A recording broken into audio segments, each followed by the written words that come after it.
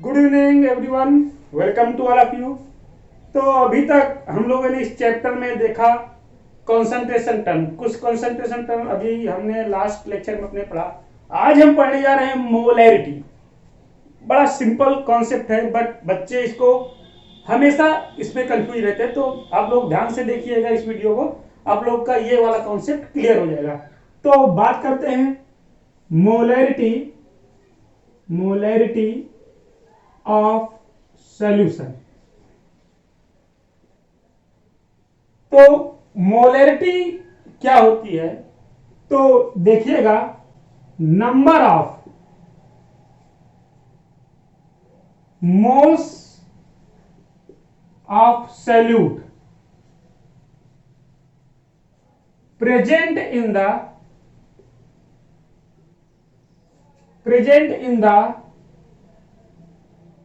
1 liter of solution।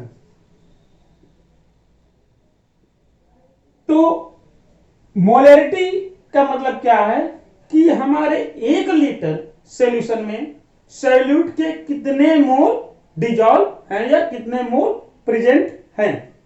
तो molarity का formula देखिएगा। मोलैरिटी, इसको रिप्रेजेंट किससे करते हैं? कैपिटल एम से।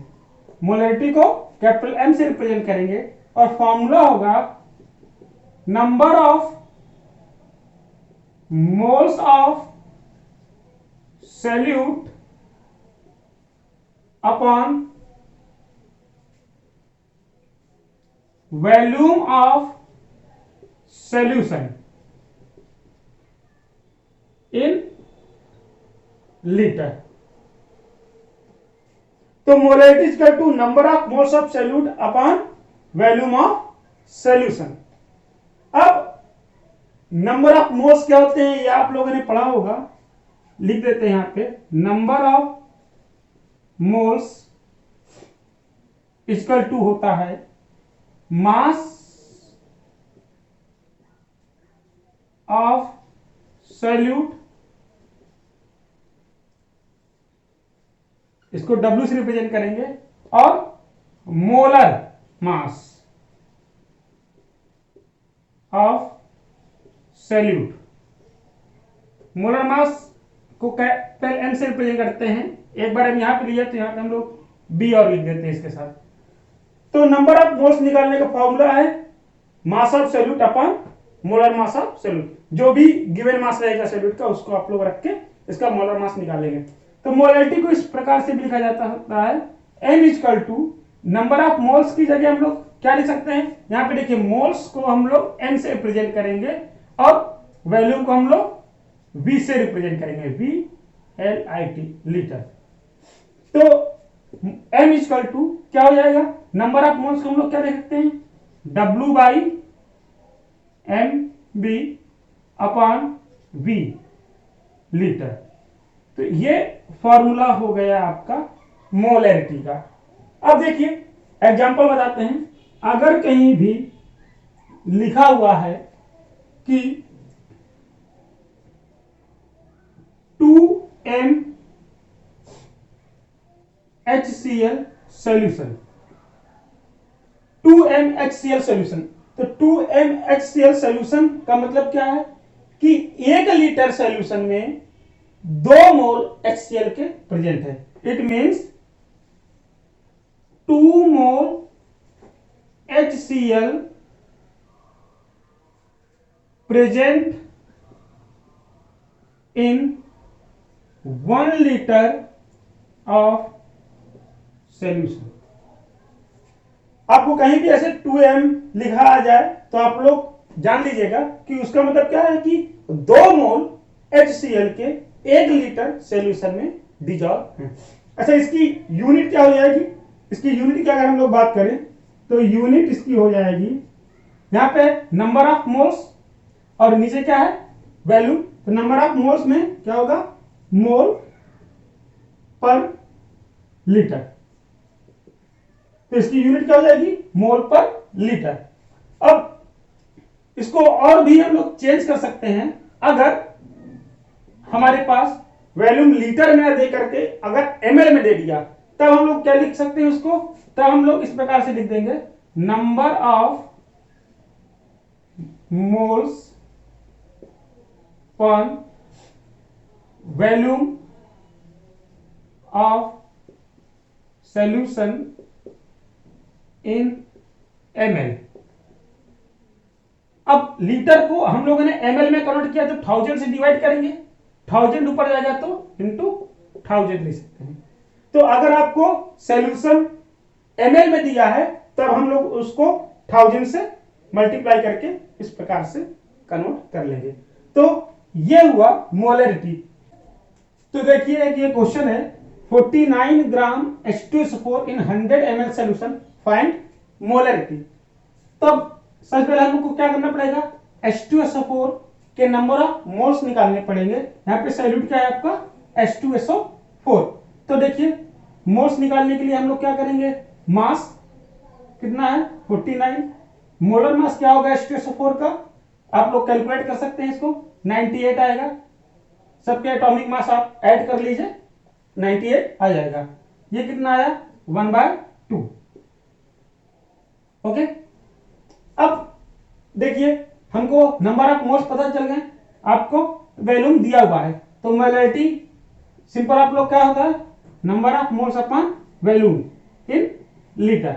अब ये ml में दिया है, तब क्या करेंगे, ml में दिया होगा तो 1000 का मल्टीप्लाई होगा, तब हम लोग निकाल सकते हैं n की वैल्यू कितनी है 1/2 इंटू 1000 और सॉल्यूशन कितना दिया हुआ है 100।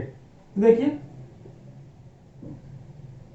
कितना आ गई, इसकी मोलरिटी कितना आ गई 5m। ठीक, अब अगला एक क्वेश्चन और देख लीजिए, 2m H2SO4 in 5 liter of solution, find weight of the H2SO4। अब देखिए, अब यहां पे 2m H2SO4 in 5 litre of solution. 2m H2SO4 का मतलब क्या है कि 1 लीटर में 2 मोल H2SO4 के मिले हुए हैं। तो 5 लीटर में कितने मिले हुए होंगे आप लोग कैलकुलेट कर सकते हो, या फिर आप लोग सीधे फॉर्मूले का यूज कर सकते हो, मोलरिटी इज इक्वल टू क्या होगा n अपॉन v। अब n को क्या लिख सकते हैं, नंबर ऑफ मोल्स को हम लोग क्या लिख सकते हैं, नंबर ऑफ मोल्स को हम लोग लिख सकते हैं mass upon molar mass into v। तो आप लोगों को क्या निकालना है, आपको यहां पर मोलरिटी गिवन है 2 और क्या गिवन है आप लोगों को v गिवन है 5 और आपको w निकालना है, और मोलर मास भी आपको गिवन है, मोलर मास इसका निकालेंगे कितना आ जाएगा 98। तो निकाल सकते हैं हम लोग W is equal to m into molar mass into v। तो देखिए m की वैल्यू है 2 इंटू 98 इंटू 5, इसको हम लोग कैलकुलेट करेंगे 980 ग्राम, आंसर आ गया। ओके, तो इस प्रकार से मोलरिटी के हम लोग क्वेश्चन सॉल्व कर सकते हैं। आगे भी और भी हम लोग न्यूमेरिकल देखेंगे। तो देखिए इसमें कॉन्सेप्ट और है, मोलरिटी ऑफ मिक्सचर। अच्छा, मोलरिटी ऑफ मिक्सचर कैसे निकालेंगे, अगर मान लीजिए हमारे पास कोई दो सॉल्यूशन है, एक सॉल्यूशन ये है और एक सॉल्यूशन ये है, इसकी मोलरिटी कितनी है m1, इसका वैल्यूम कितना है v1, इसकी मोलरिटी कितनी है m2, इसका वैल्यूम कितना है v2। अब अगर ये दोनों को हम लोगों ने आपस में मिला दिया तो जो नया हमारे पास सॉल्यूशन मिलेगा उसकी मोलरिटी कितनी होगी, तो हम लोग लेट कर लेते हैं, इसकी मोलरिटी क्या होगी m। और इसका वैल्यूम कितना होगा। अब इन दोनों को जब हम लोग मिलाएंगे तो वैल्यूम तो ऐड हो जाएगा, तो वैल्यूम कितना हो जाएगा V1 प्लस V2। बट आप लोग इसकी मोलैरिटी को नहीं ऐड कर सकते कि M1 प्लस M2 कर दिया जाए, क्योंकि इसका वैल्यूम कुछ और हो सकता है, तब इसका वैल्यूम कुछ और हो सकता है, तो हम लोग मोलैरिटी को M1 प्लस M2 से नहीं निकाल सकते हैं। और इसमें एक कंडीशन है कि हम लोग जो इसमें सैल्यूट डिजॉल्व किए हैं वो कैसा है, वो सेम है। ओके, तो इसकी हम लोग को अगर मोलैरिटी निकालना हो तो हम लोग देखिए इस प्रकार से निकाल सकते हैं। अब इसमें जो भी सैल्यूट मिला होगा, मान लीजिए उसके जो नंबर ऑफ मोल्स हैं वो N1 है, उसके नंबर ऑफ मोल्स क्या होंगे, N2 होंगे। अब जब ये दोनों हम लोग मिलाएंगे तो नंबर तो ऐड ही होंगे आपस में, तो नंबर ऑफ मोल्स इसमें कितने हो जाएंगे, N1 प्लस N2। और अभी हम लोगों ने फॉर्मूला देखा कि मोलैरिटी का फॉर्मूला जो होता है number of moles upon volume, तो number of moles equal to क्या होगा, मोलैरिटी इनटू वैल्यूम।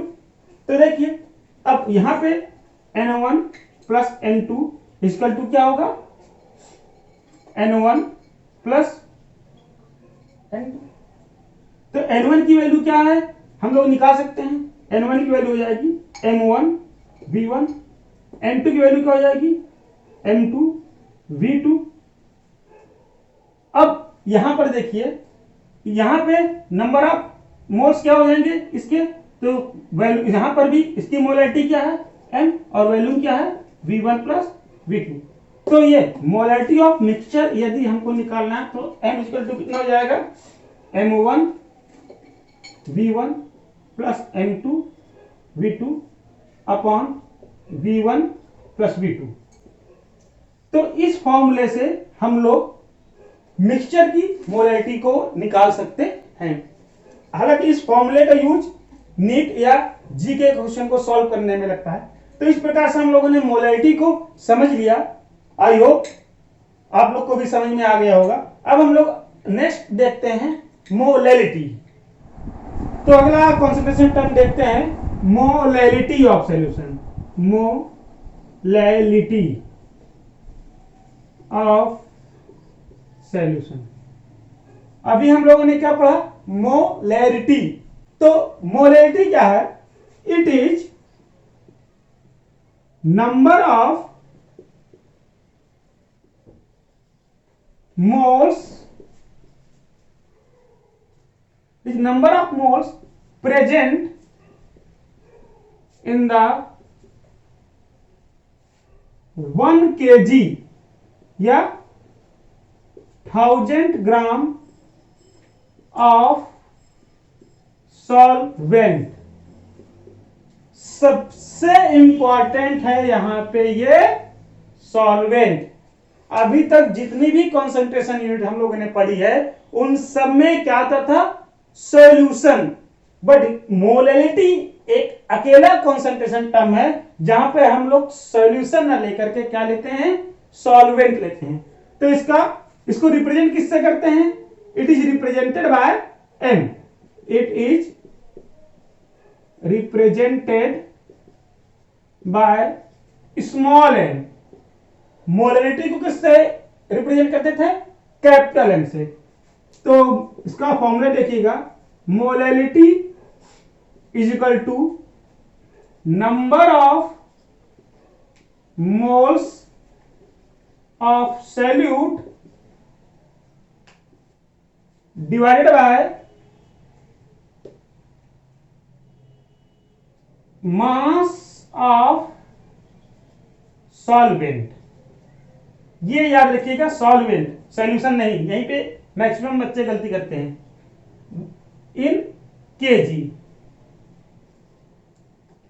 अगर ग्राम में लेंगे तब क्या होगा, number of moles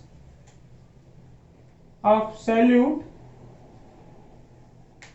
upon mass of solvent in gram. तब केजी को ग्राम में कन्वर्ट करेंगे तो 1000 का यहां पर मल्टीप्लाई किया जाएगा। अब देखिए नंबर ऑफ मोल्स, अब वहां पर क्या था, नंबर ऑफ मोल्स मोलैरिटी में, बस यहां पर चेंज क्या है, वहां पे वॉल्यूम ऑफ सॉल्यूशन था, यहाँ पे मास ऑफ सॉल्वेंट है। अब देखिए एग्जांपल देखिए, अगर आप लोगों को कहीं लिखा मिल जाए द मोलैलिटी ऑफ, मान लीजिए the molality of H2SO4 aqueous solution is 3N, तब इसका मतलब क्या है? इसका मतलब ये है कि 3 मोल H2SO4 present in 1 kg of water क्या है? सॉल्वेंट। यहां पर हम लोग सॉल्यूशन नहीं लिखेंगे, यहां पे किसमें 1 kg ऑफ वाटर में 3 मोल H2SO4 के डिजॉल्व किए गए हैं। तो ये है मोलैलिटी। मोलैलिटी और मोलैलिटी में फर्क है सिर्फ इसका। वहां पर हम लोग क्या लेते हैं? वॉल्यूम ऑफ सॉल्यूशन, और यहां पे क्या लेते हैं? मास of solvent in KG. Okay, तो यहां पर हम लोगों ने कॉन्सेप्ट समझा मोलैलिटी और मोलैलिटी का। चलिए क्वेश्चन करते हैं। तो देखिए ये क्वेश्चन देखते हैं। 2.5 ग्राम ऑफ एथेनोइक एसिड, इसका फॉर्मूला है CH3COH is dissolve in 75 gram of benzene, calculate the molality of solution.